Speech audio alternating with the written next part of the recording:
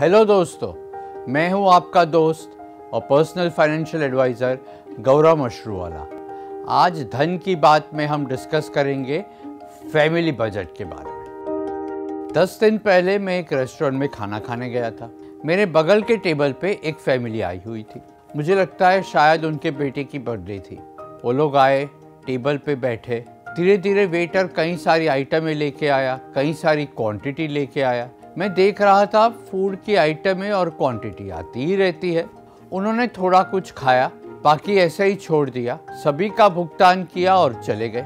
क्या हम लोग ऐसा करते हैं या रेस्टोरेंट में जाने के बाद मेनू कार्ड देखते हैं, कौन सी आइटम चाहिए, कितनी क्वांटिटी चाहिए, वो ऑर्डर करते हैं, वो खाते हैं, उसकी लिज्जत उठाते हैं और फिर पैसों का भुगतान करते हैं। आप क्या करते हो, पहली वाली चीज़ या दूसरी वाली? तो अगर रेस्टोरेंट में जाके आप मेनू कार्ड देखते हो, आपको क्या चाहिए, कौन सी आइटम चाहिए, वो भी 1 प्लेट 2 प्लेट मंगाते हो, फिर उसका भुगतान करते हो, तो उसी तरह आपका बजट भी एक फाइनेंशियल मेनू कार्ड है। आपकी ज़रूरतों के हिसाब से उसके अंदर घर खर्च के लिए कितने पैसे, तनख्वाह देने के लिए कितने पैसे, बीमारियाँ, शॉपिंग, वेकेशन, स्कूल की फ़ीस, EMI, इंश्योरेंस प्रीमियम, ये पूरी लिस्ट है। आप तय करें किस चीज़ के लिए कितने पैसे खर्च कर रहे हैं। आपकी आमदनी आपको खर्च करनी है और कोई बता नहीं सकता। लेकिन अगर आप फैमिली बजट नहीं बनाते तो ये तो बात ऐसी ही हो गई जैसे वो फैमिली कर रहा था। वो वेटर लाते ही रहा, थोड़ा बहुत खाया, बाकी का वेस्ट गया। ज़्यादातर फैमिली के केस में यही होता है। और फिर प्रश्न कहते रहते हैं साल के आखिर में या महीने के आखिर में पैसे बचते ही नहीं। लेकिन कहाँ से बचेंगे? जैसे वो फैमिली ने खाना वेस्ट कर दिया, आप पैसे वेस्ट करते हैं। लोग देश का बजट देखने के लिए घंटों बिताते हैं, टीवी के आंकड़े देखते हैं, न्यूज़पेपर में आंकड़े पढ़ते हैं, बहुत डिस्कशन करते हैं, घंटों चलते रहता है, दिनों चलते रहता है। उसके बाद में जब खुद की कंपनी का बजट आता है, खुद के डिपार्टमेंट का बजट आता है, तो उसको भी समय देते हैं। अभी अगर आपको बजट ठीक न लगे तो उसे शब्द दे दीजिए फाइनेंशियल मेनू कार्ड। अगर ये भी ठीक न लगे ना तो उससे कहिए स्पेंडिंग लिस्ट। आखिर में ये स्पेंडिंग लिस्ट तो है। आपको स्पेंडिंग लिस्ट कहना हो, फाइनेंशियल मेनू कार्ड कहना हो या बजट कहना हो, जो भी नाम देना है वो दीजिए, लेकिन मेहरबानी करके इसकी अहमियत समझिए। दुनिया में कोई भी पैसे वाला पैसे कमाकर नहीं हो सकता। पैसों की मैनेजमेंट और उसे संभालने से ही हम पैसेदार बन सकते हैं। एक और बात ध्यान रखें, क्योंकि आप मेरा वीडियो देख रहे हैं, तुरंत बजट बनाना चालू कर दोगे तो मैं गारंटी देता हूँ 1 हफ्ते में ये सब काम आप छोड़ दोगे। इसलिए मैं आपको स्टेप बाय स्टेप आसान गाइड देता हूँ। सबसे पहले तो हमारे जो फिक्स्ड एक्सपेंसेस है, जैसे कि EMI है, रेंट है, इंश्योरेंस प्रीमियम है, स्कूल फीस है, उसका एक लिस्ट बना दे और उसका जब भी भुगतान करे उसके सामने लिख दे। ये एक्सपेंसेस को ट्रैक करना काफ़ी आसान है, क्योंकि एक तो हमें पता है कब उसका भुगतान करना और उसकी जो रकम है वो भी निश्चित है।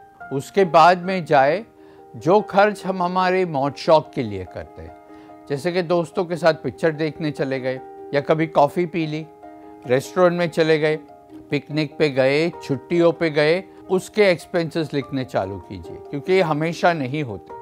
ये काम करीब 3 से 6 महीने तक करते रहे। अगर बच्चों को सिखाया जाए बचपन से ही, जब पॉकेट मनी दो, बच्चों को कहो कि पॉकेट मनी लेके या बाज़ार में जाने के लिए ज़िम्मेदार बन गए हैं, तो उसका घर पे आके हिसाब लिखने के लिए भी आप जिम्मेदार हो। अगर वहाँ से ये आदत डाली है तो धीरे धीरे धीरे करके वो जब बड़े होंगे, वो टीनेजर बनेंगे, बाहर पढ़ने जाएंगे, तो ये उनके लिए एक परेशानी नहीं होगी, उनकी एक आदत बन जाएगी। अगर कोई कर्ज लेके रखा हो तो यह ध्यान में रहे कि हमारी आमदनी है, उसमें से कितने प्रतिशत पैसे हम EMI का भुगतान करने में इस्तेमाल करते हैं। अभी कोई निश्चित रकम तो नहीं है, ये डिपेंड करता है ये घर का EMI है, गाड़ी के लिए ईएमआई है, एजुकेशन लोन लेके रखा है, वो अलग अलग चीज़ के लिए अलग अलग मात्राएं तय की जाती है। जब वो एपिसोड कवर करेंगे तो ज़्यादा डिटेल में जानकारी देंगे। लेकिन ऐसा देखा गया है कि आपकी आमदनी में से पहले ईएमआई का भुगतान करें, निवेश करें और बाद में खर्च की ओर ध्यान दें, ताकि आप जल्दी से जल्दी कर्ज में से बाहर निकल पाए और आपके बाकी के जीवन के खर्च है वो बराबर चलते रहे। डोंबिवली से गौतम शर्मा का प्रश्न आया है।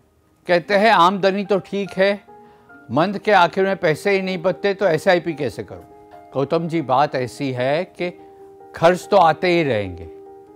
अगर आपने फैमिली बजट बनाया है तो मैं आपको एक आसान सा तरीका दिखा देता हूँ। इसे आप कह सकते हैं स्टेप बाय स्टेप मेथड। अगर हर महीने आप 4 दफ़े बाहर खाना खाने जाते हैं तो उसे बंद मत कीजिए, लेकिन 4 का 3 कर दीजिए और जो एक बार का पैसा बचा वो निवेश कर दीजिए। दूसरी चीज़ भी कर सकते हैं। अगर 4 में से आप 2 दफ़े बड़ी रेस्टोरेंट में जाते हैं और 2 दफ़े छोटी रेस्टोरेंट में जाते हैं, तो चारों दफ़े छोटी रेस्टोरेंट में जाइए तो भी पैसे बचेंगे। आखिरी एक पॉइंट देता हूँ। कई लोग अपने दफ्तर में शोफर कार में जाते हैं, उससे एक लेवल कम आता है तो खुद गाड़ी चला के जाए, पैसे बचेंगे। उससे भी एक लेवल कम करना है तो कारपूल कर ले। फिर टैक्सी तो है ही और पब्लिक ट्रांसपोर्ट भी है।